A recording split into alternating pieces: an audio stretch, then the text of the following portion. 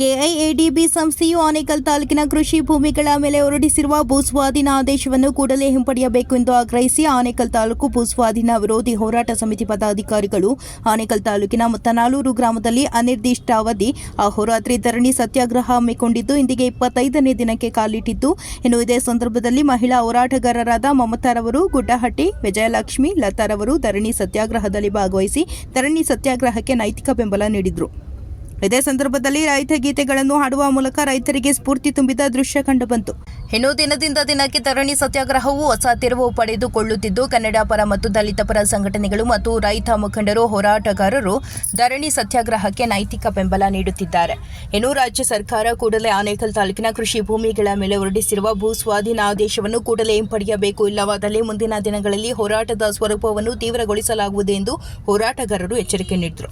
ಇನ್ನು ಧರಣಿ ಸತ್ಯಾಗ್ರಹದಲ್ಲಿ ಮುತ್ತನಾಳೂರು ಗ್ರಾಮ ಪಂಚಾಯಿತಿ ಮಾಜಿ ಅಧ್ಯಕ್ಷರಾದ ವಿಶ್ವನಾಥ ರೆಡ್ಡಿ, ಆರ್ ಕೃಷ್ಣಾರೆಡ್ಡಿ, ಹೋರಾಟಗಾರರಾದ ಡಾಕ್ಟರ್ ಚಿನ್ನಪ್ಪ ಚಿಕ್ಕಹಗಡೆ, ರೈತ ಮುಖಂಡರಾದ ಟಿಸಿ ಹಳ್ಳಿ ಕೇಶವ, ಅಂಬರೀಶ್ ರೆಡ್ಡಿ, ನಾರಾಯಣ ರೆಡ್ಡಿ, ಗೋಪಾಲ ರೆಡ್ಡಿ, ಅಣ್ಣಯ್ಯ ರೆಡ್ಡಿ, ಹರೀಶ್ ರೆಡ್ಡಿ, ನಾಗೇಶ್ ರೆಡ್ಡಿ, ಕೆ ನರೇಂದ್ರ ಬಾಬು, ಸೋಮಶೇಖರ್ ರೆಡ್ಡಿ, ಬಸವರಾಜ್, ಪರಶುರಾಮ್, ಉಮಾ, ರಾಧಾ, ನಾಗರಾಜ್ ರೆಡ್ಡಿ, ಮಂಜುನಾಥ್, ಜೀವನ್ ರೆಡ್ಡಿ, ಸುನಿಲ್, ನವೀನ್, ಪ್ರತಾಪ್, ಮಧುಸೂದನ್ ರೆಡ್ಡಿ, ರಾಜೇಶ್ ಮತ್ತು ರೈತರು ಭಾಗವಹಿಸಿದ್ರು.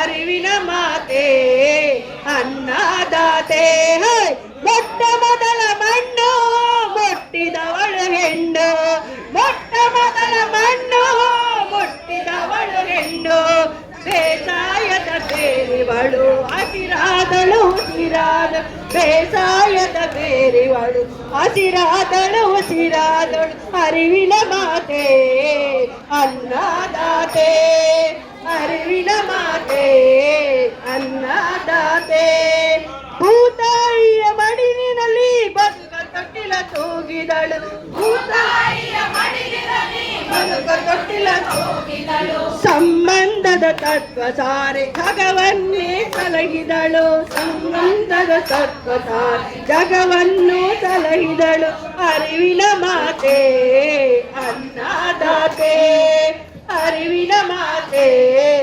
ಅನ್ನದಾತೆ, ಮೊಟ್ಟ ಮೊದಲ ಮಣ್ಣು ಮುಟ್ಟಿದವಳು ಹೆಣ್ಣು, ಮೊಟ್ಟ ಮೊದಲ ಮಣ್ಣು ಮುಟ್ಟಿದವಳು ಹೆಣ್ಣು, ಬೇಸಾಯದ ಬೇರಿವಳು ಹಸಿರಾದಳು ಉಸಿರಾದಳು, ಬೇಸಾಯದ ಬೇರಿವಳು ಹಸಿರಾದಳು ಉಸಿರಾದಳು, ಅರಿವಿನ ಮಾತೆ ಅನ್ನದಾತೆ, ಅರಿವಿನ ಮಾತೆ ಅನ್ನದಾತೆ, ಮೊಟ್ಟ ಮೊದಲ ಮಣ್ಣು.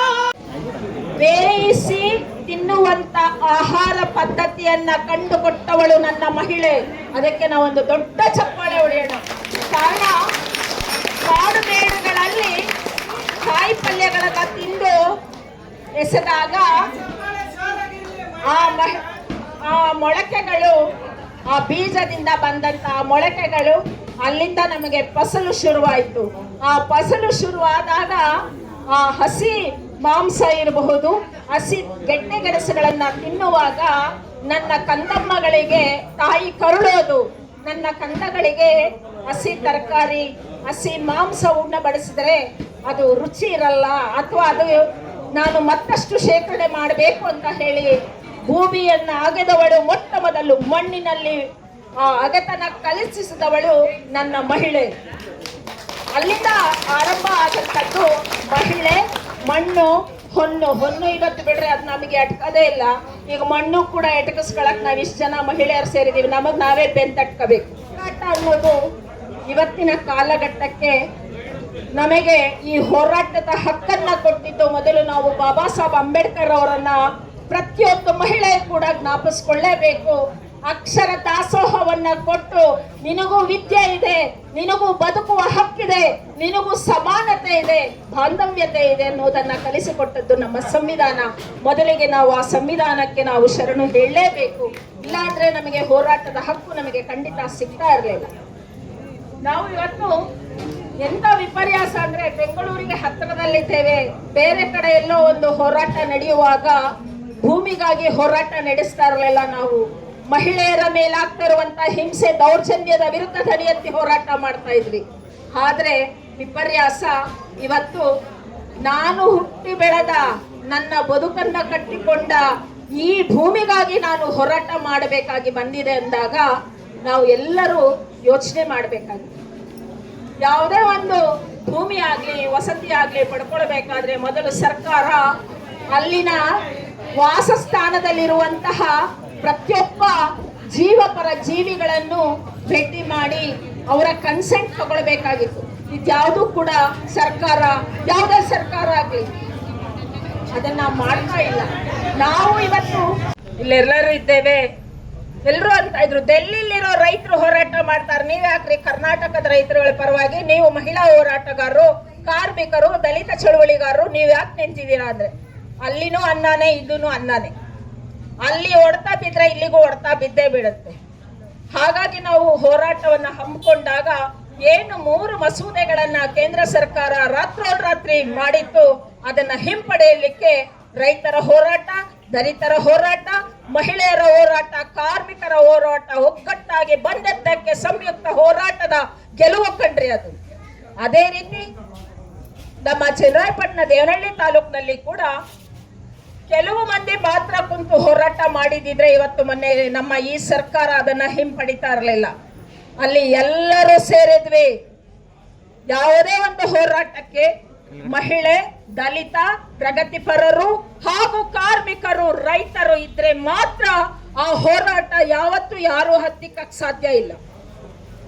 ಇಲ್ಲಿ ನಮ್ಮಲ್ಲಿ ಒಂದು ಏನು ನಾನು ವಿಪರ್ಯಾಸ ಅಂದ್ರೆ, ಯಾರು ಅನ್ಯತಾ ಭಾವಿಸಬೇಡಿ, ಒಂದು ಹೋರಾಟ ಮಾಡುವಾಗ ಒಂದು ಜಾತಿಗೆ ಸೀಮಿತ ಮಾಡ್ಕೊಳ್ತೇವೆ, ಅಥವಾ ಒಂದು ಧರ್ಮಕ್ಕೆ ಸೀಮಿತ ಮಾಡ್ಕೊಳ್ತೀವಿ, ಅಥವಾ ಒಂದು ವರ್ಗಕ್ಕೆ ಸೀಮಿತ ಮಾಡ್ಕೊಳ್ತೀವಿ. ಅದಾಗದೆ ಊರಿನ ಒಕ್ಕೊರಲ ಧ್ವನಿ, ತಾಲೂಕಿನ ಒಕ್ಕೊರಲ ಧ್ವನಿಯಾಗಿ ಈಚೆ ಬಂದಾಗ, ಜನಪರ ಚಳುವಳಿಯಾಗಿ ನಾವು ನಿಂತಾಗ ಯಾವುದೇ ಸರ್ಕಾರವನ್ನಾದ್ರೂ ನಾವು ಉರುಳಿಸಬಹುದು ಅಥವಾ ಪ್ರಶ್ನಿಸಬಹುದು. ಅದು ನಾವು ಮಾಡುವಂಥದ್ದು ಮೊದಲು ಆಗಬೇಕು. ಮತ್ತು ನಾವ್ಯಾರೋ ಬಂದು ಬೆಂಬಲ ಕೊಡೋದು ಒಂದು ತಾತ್ಕಾಲಿಕವಾಗಿರ್ತದೆ.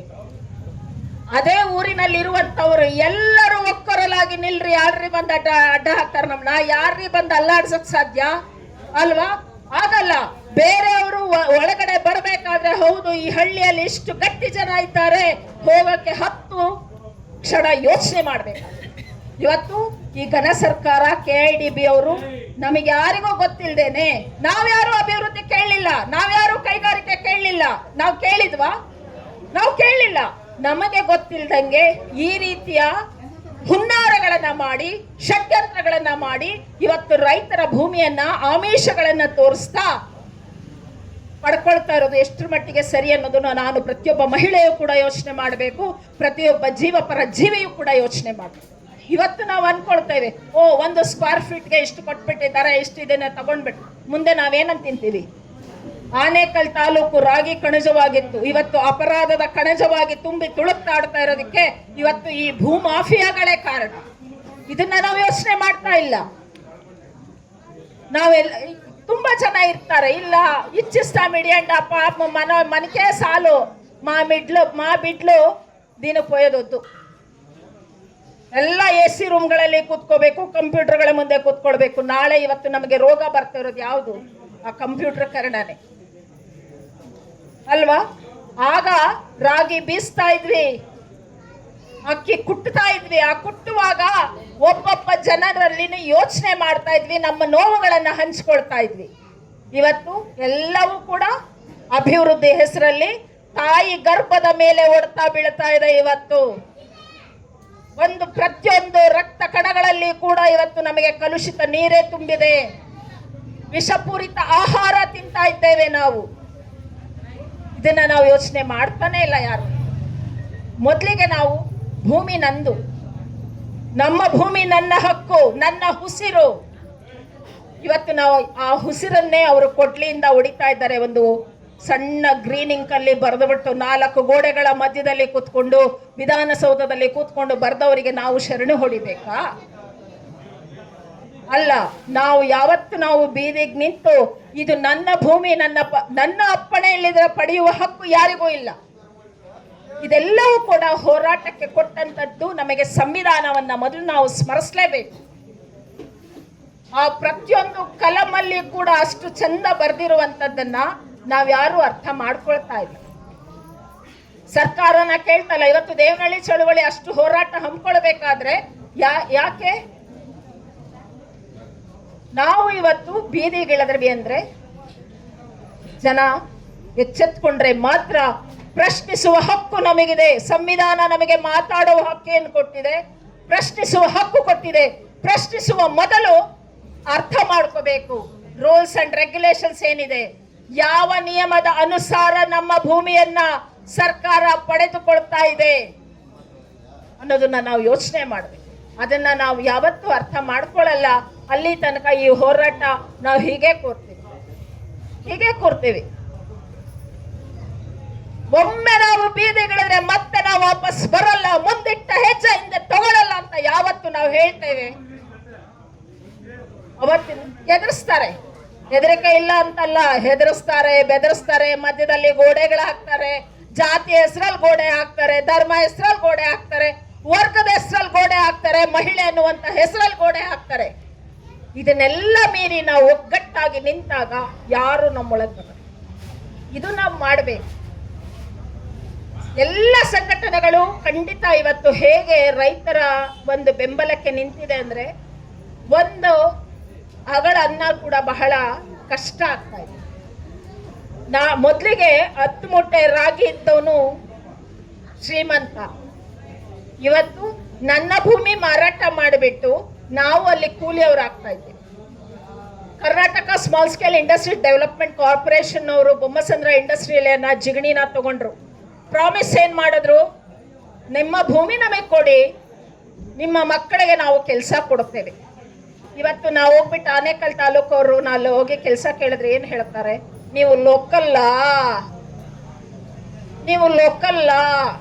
ಆ ಭೂಮಿ ನಂದು ಕಣ್ರಿ, ನನ್ನ ತಾತ ಸಂಪಾದನೆ ಮಾಡಿದ್ದು, ನನ್ನ ಅಪ್ಪ ಸಂಪಾದನೆ ಮಾಡಿದ್ದು, ನನ್ನಮ್ಮ ಮಡಿಕೆಯಲ್ಲಿ ಮಕ್ರಿಯಲ್ಲಿ ಮುದ್ದೆ ಹೊತ್ಕೊಂಡು ಹೋಗಿ ಆ ಕೂಲಿ ಮಾಡೋರಿಗೆ ಅಥವಾ ನನ್ನ ಗಂಡನಿಗೆ, ನನ್ನ ಅಜ್ಜನಿಗೆ, ನನ್ನ ಅಪ್ಪನಿಗೆ ಉಣ ಬಡಿಸ್ತೋಳು. ಇವತ್ತು ಅಲ್ಲಿ ಕಸ ಗುಡಿಸೋ ಕೆಲಸ ಮಾಡ್ತಾ ಇದ್ದಾರೆ ಅಲ್ವಾ? ಆದ್ರೆ ನಾವು ಅವತ್ತು ನಮ್ಗೆ ಏನು ಆಮಿಷ ಹೊಟ್ಟಿತ್ತು, ಸ್ಮಾಲ್ ಸ್ಕೇಲ್ ಇಂಡಸ್ಟ್ರೀಸ್ನವರು, ನಿಮ್ಮ ಮಕ್ಕಳಿಗೆ ನಾವು AC ರೂಮ್ನಲ್ಲಿ ಕುಂತು ಕೆಲಸ ಮಾಡುವಂಥದ್ದನ್ನ ಕೊಡ್ತೀವಿ. ಇದು ನಮ್ಮ ಸರ್ಕಾರದ ವ್ಯವಸ್ಥೆ ಇದೆ. ಜಿಗಣಿನಲ್ಲಿ ತಗೊಂಡ್ರು, ಅದು ಸರಿಯಾಗಿ ಆಗ್ತಾ ಇದೆಯಾ? ಇವತ್ತು ಇಲ್ಲಿ ಅಷ್ಟೇ, ನಾವ್ಯಾರು ಕೇಳಲಿಲ್ಲ ಸ್ವಾಮಿ ಇಂಡಸ್ಟ್ರೀಸ್ ಬೇಕು ಅಂತ. ಇಲ್ಲಿರೋರು ಯಾರಾದ್ರೂ ಕೇಳಿದ್ವಾ? ಅಭಿವೃದ್ಧಿ ಬೇಕು ಅಂತ ಕೇಳಿದ್ವಾ? ಕೈಗಾರಿಕೀಕರಣದ ಹೆಸರಲ್ಲಿ ಭೂಮಿಯ ಮಾಫಿಯಾ ಆಗ್ತಾ ಇರೋದು ಯಾರು ಇದು ಕಪ್ಪಡೆ ಕೊಟ್ಟಂತವ್ರು? ನಮ್ಗೆ ಯಾರಿಗೂ ಏನಕ್ಕೆ ಅಂತ ಗೊತ್ತಿಲ್ಲ. ಇದೆಲ್ಲವನ್ನು ನಾವು ಅರ್ಥ ಮಾಡಿಕೊಂಡು ಪ್ರಶ್ನಿಸ್ಲಿಲ್ಲ ಅಂದ್ರೆ, ಅಥವಾ ನಾವು ಮುಂದೆ ಹೋರಾಟಕ್ಕೆ ಒಂದು ಚಳುವಳಿ ರೂಪ ಆಗ್ಬೇಕು. ಇಡೀ ರಾಜ್ಯಾದ್ಯಂತ ಯಾವುದು ರೈತರ ಚಳುವಳಿ ಮುಂದೆ ಬರಲ್ವೋ, ದಲಿತರ ಚಳುವಳಿ ಮುಂದೆ ಬರಲ್ವೋ, ಮಹಿಳಾ ಚಳುವಳಿಗಳು ಮುಂದೆ ಬರಲ್ವೋ, ಕಾರ್ಮಿಕರ ಚಳುವಳಿಗಳು ಮುಂದೆ ಬರಲ್ವೋ, ಜನಪರ ಚಳುವಳಿಯಾಗಿ ಮಾರ್ಪಡಲ್ವೋ, ಆ ಸರ್ಕಾರ ಮಾಡಿದ್ದೇ ಜೈ ಅಂತ ಇರ್ತದೆ. ಅದು ಯಾವುದೇ ಸರ್ಕಾರ ಇರ್ಬೋದು. ಮತ್ತೆ ಇದು ಒಂದು ಪಕ್ಷದ ಹುನ್ನಾರವಾಗಿ ತಗೊಳ್ಬಾರ್ದು. ಯಾವುದೇ ಪಕ್ಷ ಆಗ್ಲಿ, ಜಾತ್ಯತೀತ ರಾಷ್ಟ್ರದಲ್ಲಿ ಪಕ್ಷಾತೀತವಾಗಿ ಈ ರೈತರ ಚಳುವಳಿಯ ಹೋರಾಟ ಹಮ್ಮಿಕೊಳ್ಳುವಂತಹ ಮನಸ್ಥಿತಿ ನಮಗೆ ಬೇಕು. ಆಗ ಮಾತ್ರ ನಾವು ಇವತ್ತೇನು ನಾವೆಲ್ಲರೂ ಇಷ್ಟು ಜನ ಇಲ್ಲಿ ಸೇರಿದ್ದೀರಿ, ಹಗಲು ರಾತ್ರಿ ಶ್ರಮಿಸಿದ್ದೀರಿ, ಅದಕ್ಕೊಂದು ಫಲ ಸಿಕ್ಕದು. ಯಾರೇ ಬರ್ಲಿ, ನಾವು ಹೇಳ್ತೀವಿ ಸಿದ್ದರಾಮಯ್ಯ ಇಲ್ಲಿಗೆ ಬರ್ಲಿ, ಮೋದಿ ಇಲ್ಲಿಗೆ ಬರ್ಲಿ, ನಾವು ಜಗ್ಗಲ್ಲ ಕಂಡ್ರಿ, ಜಾಗ ಬಿಟ್ಟು ಅಂದವನೇ ಒಳ್ಳೆ ರೈತ ಕಂಡ್ರಿ, ಒಳ್ಳೆ ರೈತ ಯಾರೇ ಬರ್ಲಿ, ಅದನ್ನ ನಾವು ಮಾಡೋ ತಾಕತ್ತು ನಮ್ಮಲ್ಲಿದೆ. ಆದ್ರೆ ಮಧ್ಯದಲ್ಲಿ ನಮ್ಮಲ್ಲೂ ಇರ್ತಾರೆ, ಅನ್ಯತಾ ಭಾವಿಸ್ಬೇಡಿ, ನಮ್ಮಲ್ಲೂ ಇರ್ತಾರೆ. ಅಯ್ಯೋ ಮನಿಕಾಲ ರಾಪೋ ಒಳ್ಳೆ ಮಕ್ಕು ಕೊಂಟಾರು ಸೇಸ್ಕೊಂಟಾರು వాళ్ళకేం పంగలేదు వచ్చిస్తాడు చిన్నప్ప ವಾನಿಕೇಮನ. ಆದ್ರೆ ಪ್ರತಿಯೊಬ್ಬರು ಕೂಡ ಇದು ನಮ್ಮ ಹೊಣೆ. ಇವತ್ತು 2 ಎಕರೆ ಜಮೀನು ಇದ್ರೆ ನಾಳೆ ನನ್ನ ಮಕ್ಕಳು ಮೊಮ್ಮಕ್ಕಳಿಗೆ ಅನ್ನ ಆದ್ರೂ ತಿನ್ಬೋದು ಕಣ್ರಿ, ಒಂದೊತ್ತು ಅನ್ನ ತಿನ್ಬೋದು ಕಣ್ರಿ. ಅದನ್ನ ನಾವು ಬರ್ತಾ ಇದ್ರು, ಅಲ್ಲೇ ಅವ್ರಿಗೆ ಸ್ಫೂರ್ತಿ ಬರ್ತಾ ಇತ್ತು ಇಲ್ವೋ ಗೊತ್ತಿಲ್ಲ. ನಮ್ಮ ಮಹಿಳೆಯರಿಗೆ ಇವತ್ತು ತುಂಬಾ ಸ್ಫೂರ್ತಿ ಬಂದಿದೆ ಅನ್ಕೊಂತೀನಿ. ನಮ್ಮ ಮಮತಾ ಅವ್ರಿಗೆ ತುಂಬಾ ಧನ್ಯವಾದಗಳು ಹೇಳ್ಬೇಕು. ಹೋರಾಟದ ಬಗ್ಗೆನೇ ಅಲ್ಲ, ಮಹಿಳೆಯರು ಹೇಗಿರ್ಬೇಕು ಅಂದ್ಬಿಟ್ಟು ಅವರು ತುಂಬಾ ತೋರಿಸ್ಬಿಟ್ಟಿದ್ದಾರೆ. ಅದನ್ನ ನೀವು ಮುಂದೆ ನಡ್ಕೊಂಡು ಹೋಗ್ಬೇಕು. ಮತ್ತೆ ನಮ್ಮ ಹೋರಾಟಕ್ಕೆ ಪ್ರತಿ ಗ್ರಾಮದಿಂದ ಮಹಿಳೆಯರು 100% ನೀವು ಕರ್ಕೊಂಡ್ಬರೋ ಜವಾಬ್ದಾರಿ ಇಲ್ಲಿರೋದು. ಪ್ರತಿ ಗ್ರಾಮದವರು ಇದೀರಿ ಅನ್ಕೊಂತೀನಿ. ನೀವು ಮುಂದೆ ಬಂದ್ರೆ ನಮ್ಮ ಗೆಲುವು ಖಂಡಿತ ಅಂತ ನಾನು ಹೇಳೋದಕ್ಕೆ ತುಂಬಾ ಇಷ್ಟಪಡ್ತಾ ಇದ್ದೀನಿ. ಇವಾಗ ಮಮತಾ ಅವ್ರಿಗೆ ನಮ್ಮ ವೇದಿಕೆಗೆ ಬಂದು ನಮ್ಮ ಹೋರಾಟಕ್ಕೆ ಬೆಂಬಲ ಕೊಟ್ಟಿದ್ದಕ್ಕಾಗಿ ನಮ್ಮ ಕಡೆ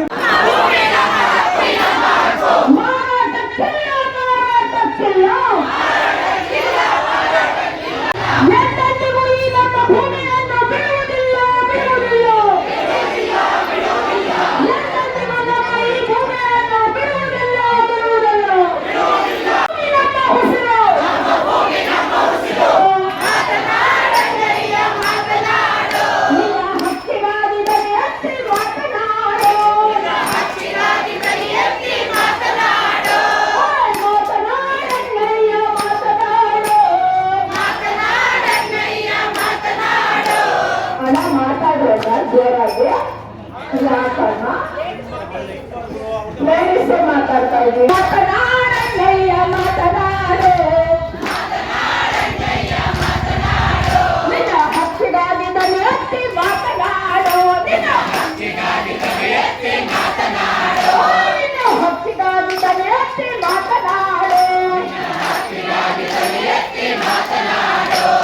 ಗಿರಿಜಕ್ಕೋ ವನಜಕ್ಕೋ ಮಾತನಾಡು, ಗಿರಿಜಕ್ಕೋ ವನಜಕ್ಕೋ ಮಾತನಾಡು,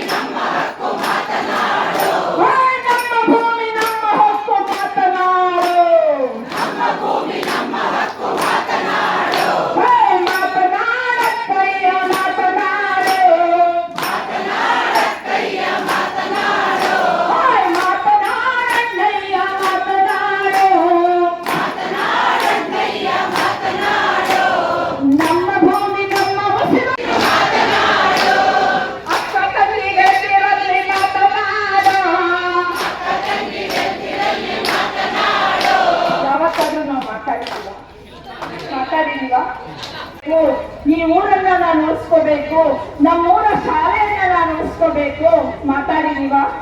ಇಲ್ಲ.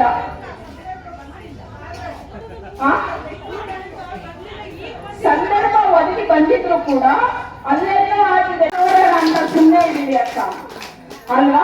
ಹಾಗಾಗಿನೇ ನನ್ನ ಮನೆಗೆ ಬಂದಾಗ ಅದಕ್ಕೆ ನಾವು ಎಚ್ಚೆತ್ಕೊಳ್ತೇವೆ. ಅಕ್ಕ ತಂಗಿಗೆ ತಿರಲಿ ಮಾತನಾಡು, ಅಕ್ಕ ತಂಗಿಗೆ ತಿರಲಿ ಮಾತನಾಡು, ಅಣ್ಣ ತಮ್ಮ ಬೆಳೆಯಲ್ಲಿ ಮಾತನಾಡು, ಅಣ್ಣ ತಮ್ಮ ಬೆಳೆಯಲ್ಲಿ ಮಾತನಾಡು, ಸಮಾನತೆ ಅರಿತುಕೊಂಡು ಮಾತನಾಡು, ಸಮಾನತೆ ಅರಿತುಕೊಂಡು ಮಾತನಾಡು, ಸಮತೆಯು ಬೇಕೆಂದು ಮಾತನಾಡು, ಸಂವಿಧಾನ ಗೊತ್ತೆಂದು ಮಾತನಾಡು,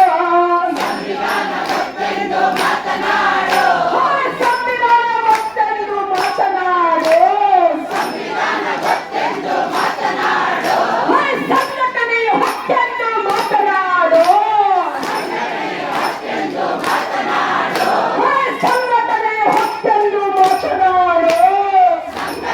ಹಕ್ಕೆಂದು ಮಾತನಾಡು, ಹೋರಾಟಕ್ಕೆ ಸಿದ್ಧರೆಂದು ಮಾತನಾಡು, ಹೋರಾಟಕ್ಕೆ ಸಿದ್ಧರೆಂದು ಮಾತನಾಡು,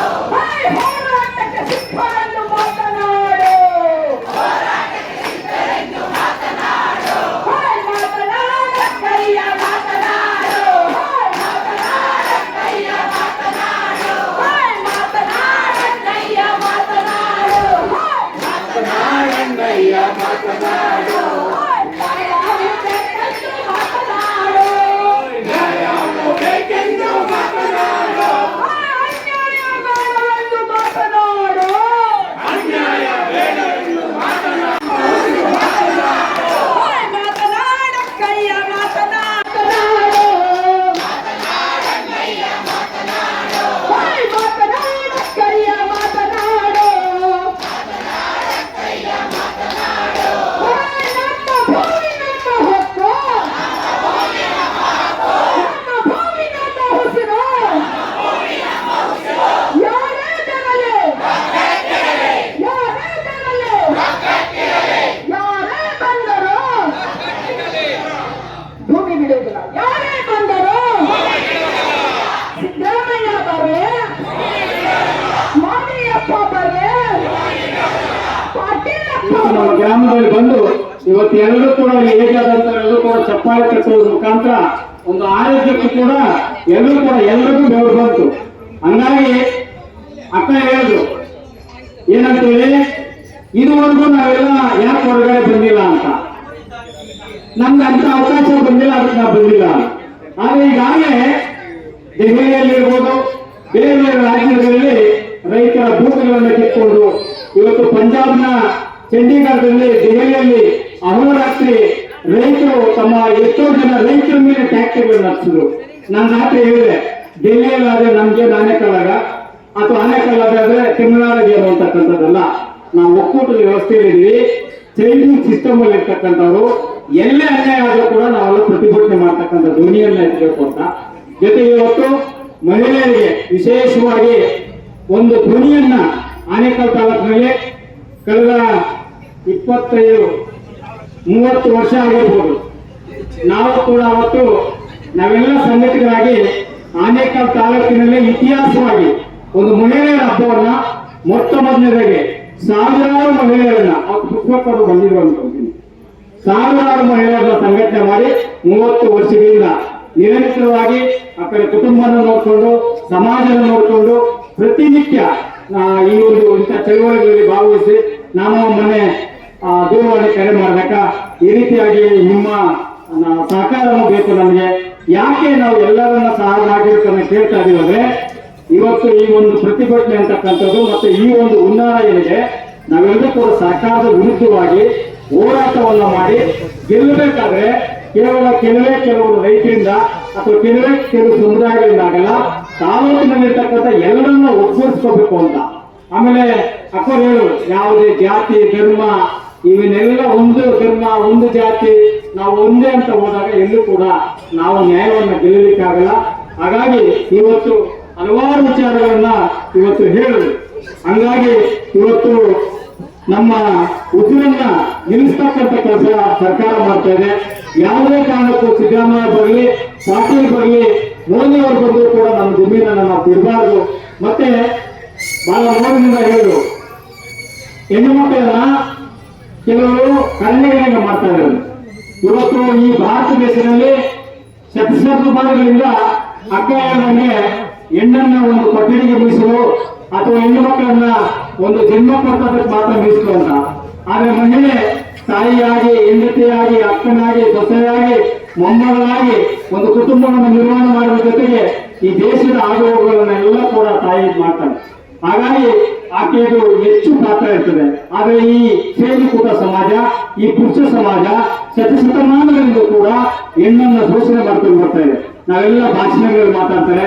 ಆದ್ರೆ ಆಕೆ ನಾವು ಸ್ವಾತಂತ್ರ್ಯವನ್ನು ಕೊಡ್ತಕ್ಕಂಥದ್ರಲ್ಲಿ ನಾವು ಕೂಡ ನೂರಾರು ವರ್ಷಗಳಿಂದ ಭಾರತದ ವ್ಯವಸ್ಥೆಯಲ್ಲಿ ಆಕೆಗೆ ಮೂಲೆಯಲ್ಲಿ ಅಥವಾ ಕೊಠಡಿಯಲ್ಲಿ ಕೂಡ ಆಕೆ ಊಟ ಮಾಡಕ್ಕೂ ಮಕ್ಕಳನ್ನ ಎಳಿತಕ್ಕಂಥ ಒಂದು ಯಂತ್ರ ಅಂತ ಹೇಳಿ ಭಾವಿಸುತ್ತಿದ್ದಾರೆ. ಆದ್ರೆ ಇವತ್ತು ಭಾರತದ ಸಂವಿಧಾನದಲ್ಲಿ ಬಾಬಾ ಸಾಹೇಬ್ ಅಂಬೇಡ್ಕರ್ ಅವರು ಎಲ್ಲರೂ ಕೂಡ ಸಮಾನರು, ಮಹಿಳೆ ಕೂಡ ಇವತ್ತು ಸಮಾನರು. ಇವತ್ತು ಮಹಿಳೆ ಇಡೀ ದೇಶದ ಎಲ್ಲ ಉತ್ತಮ ಕೇಳಿದ್ದಾರೆ.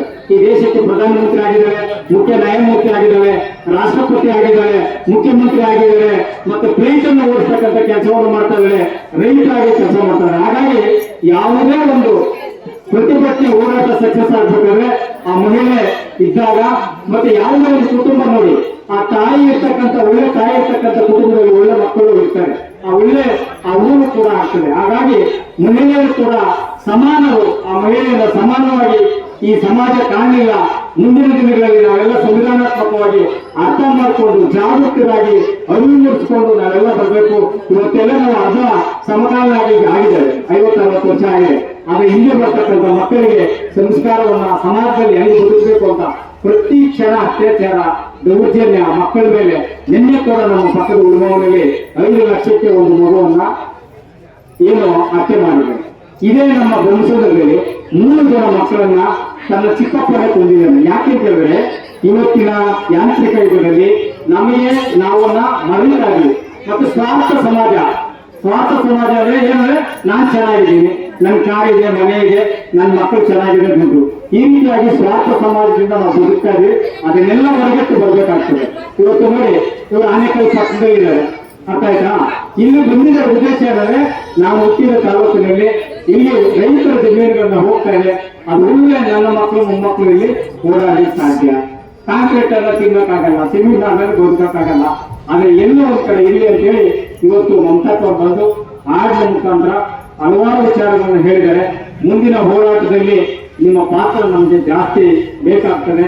ಮತ್ತೆ ನಿಮ್ಮ ಮಹಿಳೆಯರ ಒಂದು ಹೆಚ್ಚು ಪಾಲ್ಗೊಳ್ಳುವಿಕೆ ಅಂತ ಸಂದೇಶವನ್ನ ನೀವು ಗುರುತಿಸಿದಾಗ ಮಹಿಳೆಯರು ಮನೆಯಿಂದ ಹೊರಗಡೆ ಬಂದು ಸಮಾಜದ ಅಂತರ್ಗತಗಳಲ್ಲಿ ಇವತ್ತು ವ್ಯವಸ್ಥೆ ಇದೆ, ನಾವು ಏನು ಮಾಡಕ್ಕಾಗಲ್ಲ. ಆದ್ರೆ ಅದನ್ನ ಹಂತವಾಗಿ ಅದನ್ನ ಬದಲಾವಣೆ ಮಾಡ್ತಕ್ಕಂಥದ್ದು ಯಾರಪ್ಪ ಅಂದ್ರೆ ಅರಿವಿರ್ತಕ್ಕಂಥವ್ರು, ತಿಳುವಳಿಕೆ ಇರ್ತಕ್ಕಂಥವ್ರು. ಇವತ್ತು ಅರಿವಿರ್ತಕ್ಕಂಥ ತಿಳುವಳಿಕೆ ಮಾತಾಡುವಾಗ ಅಕ್ಕ ಹೇಳಿದಾಗ ಏನಪ್ಪ ಮಮತಾ ಅವ್ರಿಗೆ ಏನೋ ಚಿನ್ನಪ್ಪ ಅವ್ರಿಗೆ ಬೇರೆ ಕೆಲಸ ಇಲ್ಲ, ಆದ್ರೆ ನಮಗೂ ಕೆಲಸ ಇರ್ತದೆ, ನಮಗೂ ಮಕ್ಳು ಇರ್ತದೆ, ಮರಿ ಇರ್ತದೆ. ನಮ್ಗೇನಂದ್ರೆ ಏನೋ ಒಂದು 4 ಅಕ್ಷರ ನಮ್ಮ ಗುರಿಯಿಂದ ನಾವು ತಂದೆ ತಾಯಿಗಳನ್ನ ಪಡ್ಕೊಂಡ್ಬಿಟ್ಟಿರ್ತೀವಿ. ನಮ್ದು ಉದ್ದೇಶ ಏನಂದ್ರೆ ಈ ಪ್ರಕೃತಿ ನೆಲೆಗಳಲ್ಲಿ ಗಾಳಿ ಬೆಳಕು ಎಲ್ಲವನ್ನು ಉಚಿತವಾಗಿ ಪಡ್ಕೊಂಡಿದ್ವಿ. ಆ ಸಮಾಜಕ್ಕೆ ಏನಾದ್ರು ಮರಳಿ ಕೊಡ್ಬೇಕು ಅಂತಕ್ಕಂಥ ಬ್ಯಾಕ್ ಟು ಸೊಸೈಟಿಗಾಗಿ ನಾವು ಚಳುವಳಿ ಭಾಗವಹಿಸಿದ್ವಿ. ಹಾಗಾಗಿ ಸರ್ಕಾರದ ಹುನ್ನಾರ ಏನಿದೆ ಅಂದ್ರೆ ಫಾರ್ಮರ್ಸ್ ರಿಜಿಸ್ಟ್ರೇಷನ್ ಆರಂಭ ಆಗ್ತಾ ಇದೆ. ಅದು ಬಂದಾಗ ಇನ್ನೂ ನಮ್ಮ ರೈತರ ಮೇಲೆ ಒತ್ತ ಬೀಳುವಂತಹ ಸಾಧ್ಯತೆ ನಮ್ಮ ಮುಂದೆ ಕಣ್ಮುಂದೆ ಇಷ್ಟರಲ್ಲೇ ಬರ್ತದೆ. ಹಾಗಾಗಿ ದಯಮಾಡಿ ನಾನು ಎಲ್ಲರಲ್ಲೂ ಕೇಳ್ಕೊಳ್ಳೋದು ಒಂದೇ, ಭೂಮಿಯನ್ನ ಯಾವತ್ತು ನಾವು ಯಾವುದೋ ಒಂದು ಷಡ್ಯಂತ್ರಕ್ಕೆ ಮಾರಾಟ ಮಾಡಿಕೊಂಡ್ವಿ ಅಂದ್ರೆ ನಮ್ಮಂತ ಮೂರ್ಖರು ಯಾರು ತುಂಬಾ ನಮ್ಗೆ ಆದೇಶ ಕೊಡ್ತಾರೆ, ಬಹಳ ಚಂದ ಕೊಡ್ತಾರೆ. ಇಷ್ಟರಲ್ಲೇ ಬರ್ತಾ ಇದೆ ಫಾರ್ಮರ್ಸ್ ರಿಜಿಸ್ಟ್ರೇಷನ್, ರೈತರ ಒಂದು ರಿಜಿಸ್ಟ್ರೇಷನ್ಸ್ ಆರಂಭ ಆದಾಗ ನಮಗೆ ಅದರದ ಒತ್ತಡ ಏನು ಅನ್ನೋದು ಗೊತ್ತಾಗ್ತದೆ. ಹಾಗಾಗಿ ದಯಮಾಡಿ ಯಾರೇ ಇರಲಿ ಪ್ರಶ್ನಿಸುವ ಹಕ್ಕು ನಮ್ದು. ಈಗ ಹೇಳಿದ ಹಾಗೆ ಚಿನ್ನಪ್ಪ, ನಮ್ಮ ಆನೇಕಲ್ ತಾಲೂಕಿನಲ್ಲಿ ಹೆಣ್ಣು ಮಕ್ಕಳ ಸಂಖ್ಯೆ ಬಹಳ ಕಡಿಮೆ ಇದೆ. ಇವತ್ತು ನಾವು ಹೆಬ್ಬಗೋಡಿ ಜಿಗಣಿ ಈ ಭಾಗಕ್ಕೆ ಹೋದ್ರೆ ಇವತ್ತಿಗೂ ಕೂಡ ಕಲುಷಿತ ನೀರನ್ನ ಕುಡಿದು ತುಂಬಾ ಜನ ಆರೋಗ್ಯವನ್ನ ಹಾಳು ಮಾಡ್ಕೊಳ್ತಾ ಇದ್ದಾರೆ. ಹೆಣ್ಣು ಮಕ್ಕಳ ಸಂತತಿ ಯಾವಾಗ ಕಡಿಮೆ ಆಗ್ತದೆ, ದೌರ್ಜನ್ಯಗಳು ಜಾಸ್ತಿ ಆಗ್ತಾ ಹೋಗ್ತಾ ಇದೆ.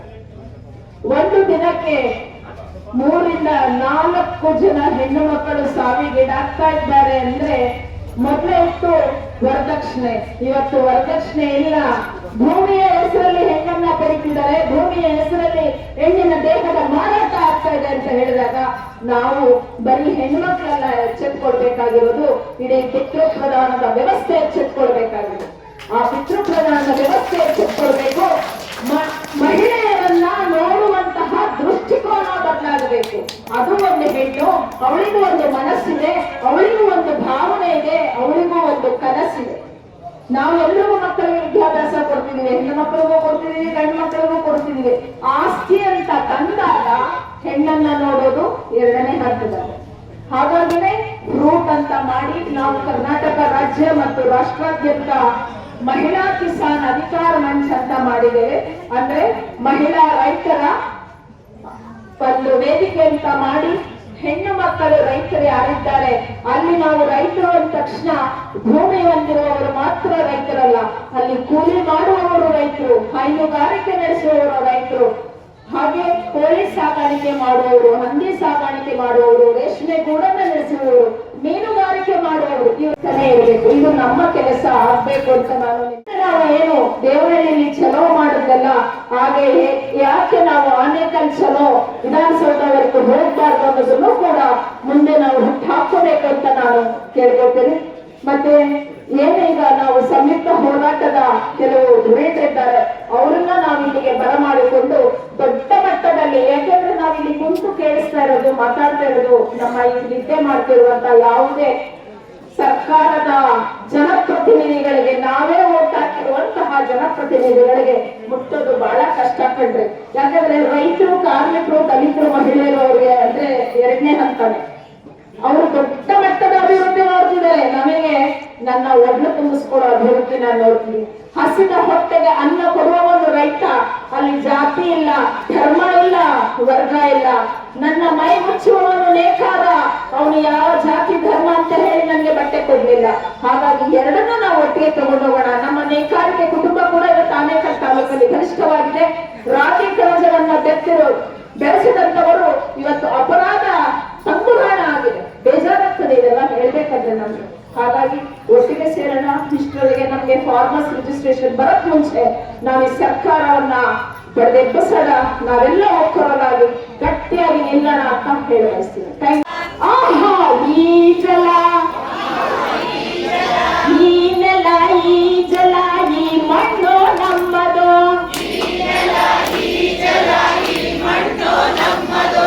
ರಕ್ಷಿಸುವ ಹೊಣೆಗಾರಿಕೆ ನೀನೆ ಹೇಳಿ ಯಾರದು. ಆಹಾ ಈ ನೆಲ, ಆಹಾ ಈ ನೆಲ, ಈ ನೆಲ, ಆಹಾ ಈ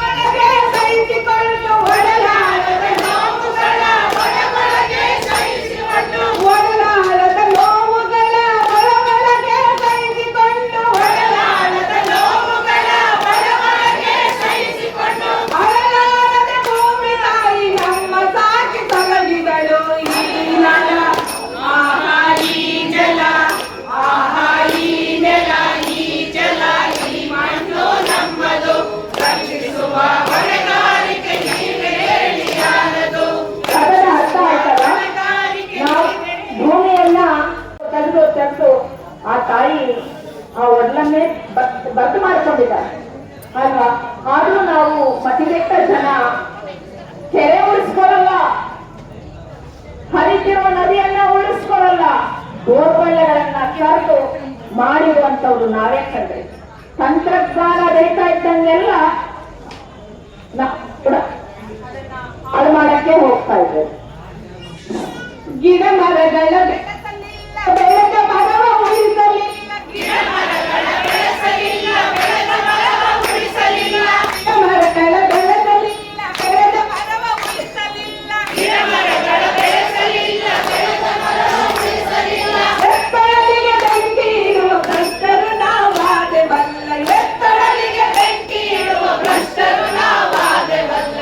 ಈ ನೆಲ ಆಹಾ, ಈ ಜಲ ಆಹಾ, ಈ ನೆಲ, ಈ ಜಲ, ಈ ಮಣ್ಣು ನಮ್ಮದು, ರಕ್ಷಿಸುವ ಹೊಣೆಗಾರಿಕೆ ನೀವೇ ಹೇಳಿ ಯಾರದು, ರಕ್ಷಿಸುವ ಹೊಣೆಗಾರಿಕೆ ನೀವೇ ಹೇಳಿ ಯಾರದು. ಗಾಳಿ ಬೆಳಕು ಜೀವ ಜಲ ಜೀವವನ್ನು ಉಳಿಸುತ್ತಿದೆ, ಗಾಳಿ ಬೆಳಕು ಜೀವ ಜಲ ಜೀವವನ್ನು ಉಳಿಸುತ್ತಿದೆ, ಗಾಳಿ ಬೆಳಕು ಜೀವ ಜಲ ಜೀವವನ್ನು ಉಳಿಸುತ್ತಿದೆ, ಗಾಳಿ ಬೆಳಕು ಜೀವ ಜಲ ಜೀವವನ್ನು ಉಳಿಸುತ್ತಿದೆ. ಮಾನವನ ಜೀವನಕ್ಕೆ ಜೀವವನ್ನೇ ಕೊಡುತ್ತಲಿದೆ, ಮಾನವನ ಜೀವನಕ್ಕೆ ಜೀವವನ್ನೇ ಕೊಡುತ್ತಲಿದೆ.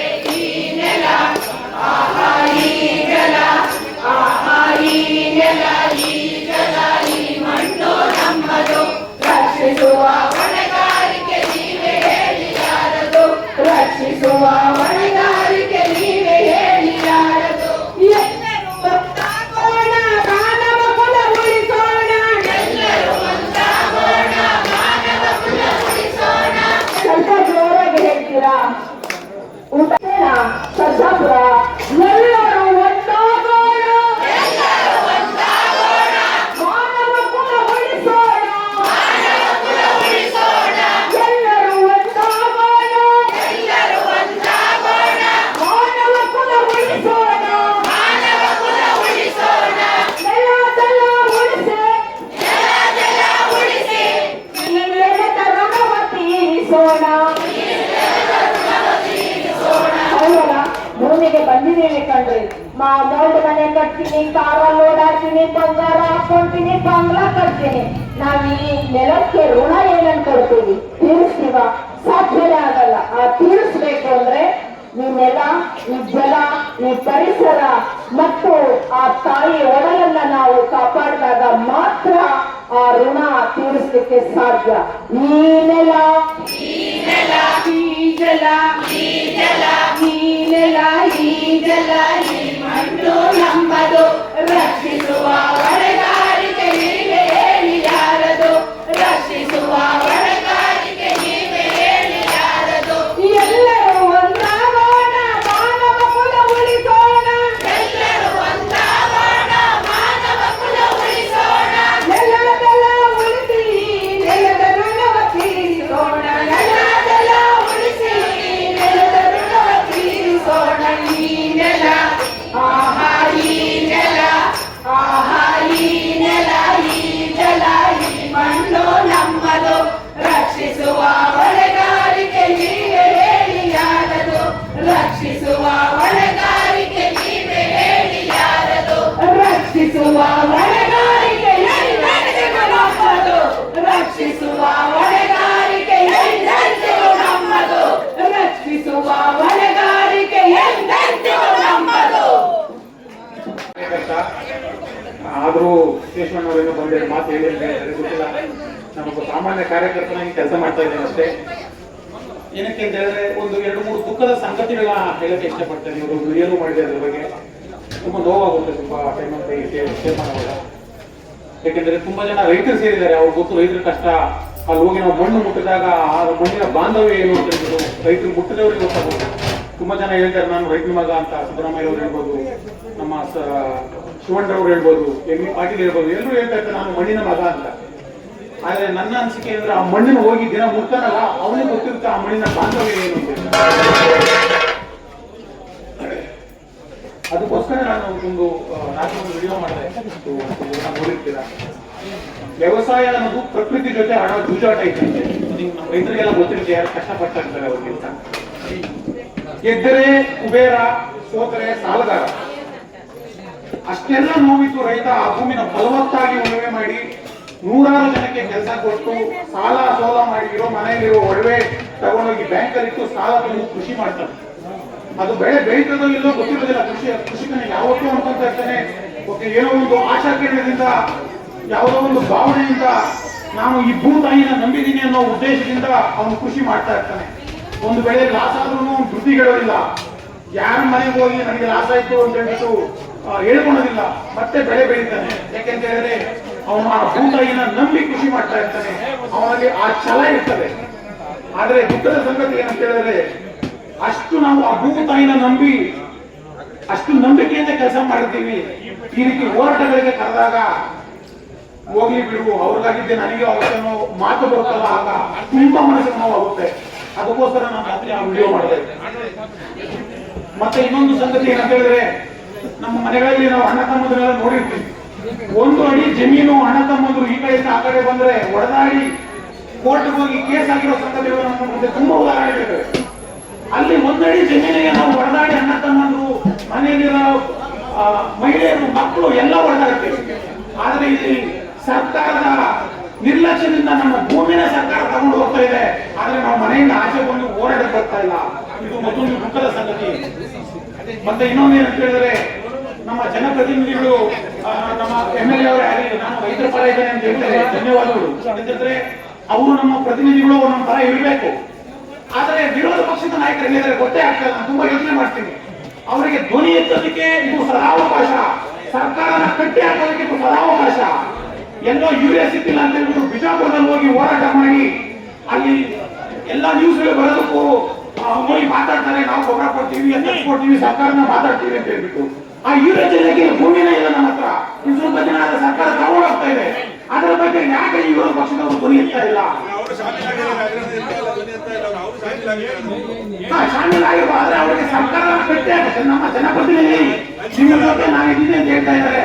ಆದ್ರೆ ನಮ್ಮ ವಿರೋಧ ಪಕ್ಷದವರಾಗಿ ನಮ್ಮಿಂದ ಆಯ್ಕೆವಾದ ನಮ್ಮ ಸಂಸದರು ಮಂಜುನಾಥ್ ಅವರು ಹೃದಯ ಶಸ್ತ್ರಚಿಕಿತ್ಸಾ ತಜ್ಞರು, ಅವರಿಗೆ ನಮ್ಮ ರೈತರ ಹೃದಯದ ನೋವು ಗೊತ್ತಾಗ್ತಾ ಇಲ್ವಾ? ಯಾಕೆ ಈ ವಿರೋಧ ಪಕ್ಷದ ನಾಯಕರು ನಮ್ಮ ಪರವಾಗಿ ಧ್ವನಿ ಎತ್ತಾ ಇಲ್ಲ? ಇವು ನನಗೆ ಪರ್ಸನಲ್ ಆಗ್ತಾ ಇರೋ ನೋವು. ಸೊ ಈ 3 ಸಂಗತಿಗಳ ಬಗ್ಗೆ ನಿಮಗೊಂದ್ಸಲ ಹೇಳೋಣ ನಾವು ಉದ್ದೇಶದಿಂದ ಮಾತಾಡ್ತಾ ಇದ್ದೀನಿ. ಎಲ್ಲರೂ ತಪ್ಪೇ ಇದ್ರೆ ಯಾರು ರಾಜಕೀಯ ವಿರೋಧ ಪಕ್ಷರು ಬಂದಿಲ್ಲ ಅಂತ ನಿನ್ನೆನೆ MP ಮಂಜುನಾಥ್ ಅವರು ಡೆಲ್ಲಿಯಿಂದ ಫೋನ್ ಮಾಡಿ ತಿಳಿಸಿದ್ದಾರೆ. ನಾವು ಒಂದ್ ದಿವಸ ನಿಮ್ ಜೊತೆಯಲ್ಲಿ ಭಾಗಿಯಾಗ್ತೀವಿ ಅಂತ. ನಾನು ಇವತ್ತು ಅದು ಕಮಿಟಿಯಲ್ಲಿ ಬೆಳಗ್ಗೆನೆ ತಿಳಿಸಿದ್ದೀನಿ. ಕೇಶವರ್ಗೂ ಬೆಳಗ್ಗೆನೆ ಹೇಳಿದೆ, ಅಶೋಕ್ ಅವ್ರನ್ನು ಕರೆಯೋಣ, ಎಲ್ಲರೂ ಕರೆದು ಇಲ್ಲೇ ಒಂದು ದೊಡ್ಡ ಪ್ರೋಗ್ರಾಮ್ ಮಾಡೋಣ ಅಂತ ನಿನ್ನೆ ಅವ್ರು ಫೋನ್ ಮಾಡಿದ್ರು. ಇವತ್ತು ಈ ವಿಷಯ ತಿಳಿಸಿದ್ದೀವಿ. ಅದೊಂದು ವಿಷಯ ಆಯ್ತು. ನಮ್ಮ ಹೆಣ್ಣು ಮಕ್ಕಳಿಗೆ ಇವತ್ತು ರೋಷವನ್ನು ತುಂಬೋದಕ್ಕೆ ಮಮತಾ ಅವರು ಬಂದಿದ್ದಾರೆ. ಮುಂದಿನ ದಿನಗಳಲ್ಲಿ ಅವ್ರು ಯಾವ ರೀತಿ ಎದುರಿಸಲ್ಲ, ಅದೇ ರೀತಿ ನೀವು ಹೋರಾಟದಲ್ಲಿ ಭಾಗಿಯಾಗಿ ಸರ್ಕಾರವನ್ನು ನಡಗಿಸಿ ವಿಧಾನಸೌಧದ ಮುತ್ತಿಗೆ ಹೆಣ್ಣು ಮಕ್ಕಳು ಆಗಿದ್ರೆ ಮಾತ್ರ ನಮ್ಮ ಭೂಮಿಯನ್ನ ಅವ್ರು ಬಿಡಕ್ ತಯಾರಾಗ್ತಾರೆ ಅಂತ ಹೇಳಬೇಕು. ಯಾಕಂದ್ರೆ ಇವತ್ತಿನ ದಿವಸ ನಮ್ಮ ಹೋರಾಟಗಳ ಸುಮಾರು ರಾಜ್ಯಗಳನ್ನು ಕಳ್ಕೊಂಡಾಗೂ ಸಹ ಕಿತ್ತೂರು ರಾಣಿ ಚೆನ್ನಮ್ಮ ಅಂತ ಹೋರಾಟಗಾರ್ತಿಗಳು, ನಿಜವಾಗೂ ಅಂತ ಉದಾಹರಣೆಗಳು ನಮ್ಮ ಕರ್ನಾಟಕದಲ್ಲೇ ಇದೆ. ಅಂತಂತಹ ಮಹಿಳೆಯರು ನಮ್ಮ ಕರ್ನಾಟಕದಲ್ಲಿ ಇದ್ರು. ಅವರನ್ನು ನೆನೆಯುತ್ತಾ ಮುಂದಿನ ಮತ್ತೆ ಮಮತನ್ನವರು ನಮ್ಮ ಜೊತೆ ಬರೋದ್ರಲ್ಲಿ ನಮ್ಮದೇ ಹೆಣ್ಣು ಮಕ್ಕಳು ಅವ್ರಿಗಿಂತ ಜೋರ ಧ್ವನಿಯಲ್ಲಿ ಅವರಿಗೆ ಬರ್ತೀರಾ ಹೇಳಿ ನೋಡೋಣ. ಈಗ ಮುಂದೆ ವರಲಕ್ಷ್ಮಿ ಹಬ್ಬ ಬರ್ತಾ ಇದೆ. ಎಲ್ಲಾ ಮನೆಗಳಿಗೂ ಹೋಗ್ತೀರಾ, ನಮ್ಮ ಮನೆ ಕುಟುಂಬ ಬನ್ನಿ ಅಂತ ಕೇಳ್ತೀರಾ, ಊಟಕ್ಕೆ ಬನ್ನಿ ಅಂತ ಕೇಳ್ತೀರಾ. ಹಾಗೆ ಹೇಳಿ ಇವತ್ತಿಂದ ನಮ್ಮ ಬನ್ನಿ ಬನ್ನಿ ಅಂತ ಕರ್ಕೊಂಡ್ಬನ್ನಿ. ನೀವು ಮನೆಯ ಮಕ್ಕಳಲ್ಲಿ ಈ ತರ ಹಬ್ಬಕ್ಕೆ ಯಾವ ತರ ಕರೀತೀರೋ, ಮದುವೆಗೆ ಯಾವ ತರ ಕರೀತೀರೋ, ನಮ್ಮ ತಾಯಿ ಕರೀತೀರೋ, ನಮ್ಮ ಭೂಮಿ ಉಳಿದು ಬನ್ನಿ ಅಂತ ಹೇಳಿದ್ರೆ ಇದು ನನ್ನ ಅನಿಸಿಕೆ. ದಯವಿಟ್ಟು ಹೌದು, ನಮ್ಮ ಮಹಿಳೆಯರಿದ್ದಾರೆ. ನಾವು ಮತ್ತೊಂದು ಸಾರಿ ಹೇಳ್ತಾ ಇದ್ದೀವಿ, ನಾವು ಗೆಲ್ಲೋದಕ್ಕೆ ಸಾಧ್ಯ. ಆಯ್ತಾ?